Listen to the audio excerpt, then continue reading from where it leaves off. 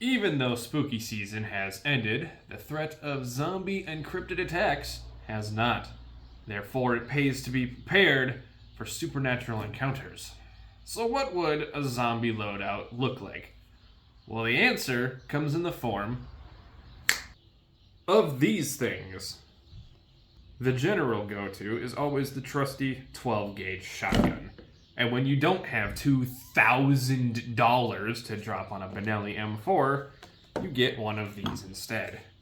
This is the Citadel Boss 25.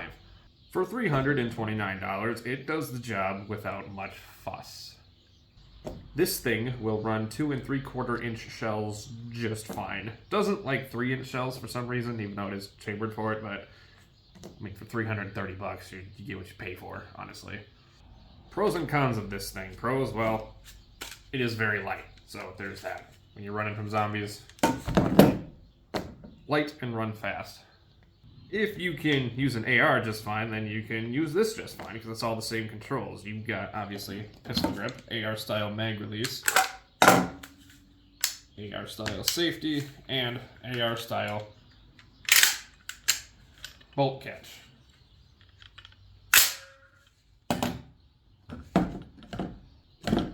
The downsides of this thing is that it rattles. There's some funky shit going on here with the buffer weights and the buffer tube, but it is what it is. It is quite complicated to take this thing apart and clean it. You gotta do some funky shit out here, like unscrewing the barrel shroud, which takes forever. And then there's a set screw in here that you gotta loosen up, and then this whole thing. That's a whole other shebang that I'm not gonna get into. The metal on the handguard is actually kind of rough, so after a while of shooting without gloves, you can actually get irritations on your hand. But, like, you know, if you're running from zombies, you've got other things to worry about. Next is the trusty 22 long rifle. This particular one is a Savage. The 22 is great for zombies due to the nature of 22 absolutely being lethal. Don't let anyone kid you about that. And being able to carry a lot of it at once. The 22 is more than enough to punch through a decaying zombie skull. And the 22 rifle is exceptionally light.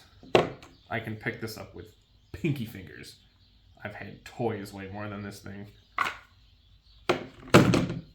And while still making a distinctive noise when you shoot it, it is very quiet compared to anything else, really. Another choice is one you might not initially think of, and that would be the traditional recurve bow and arrow.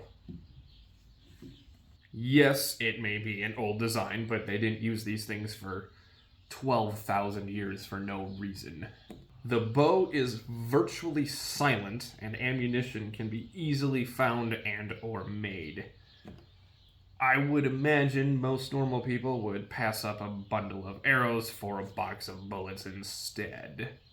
A crucial reason for using a bow and arrow is the simple fact that the arrows can be retrieved and used again, and again, and again, and again. Some of my arrows are literally over a decade old and still structurally intact, even after being fired thousands of times. Silent, deadly, and resilient. It's also generally a good idea to have some sort of blade with you. Maybe not throwing knives like these, but some sort of blade. The utility of a knife simply cannot be underestimated.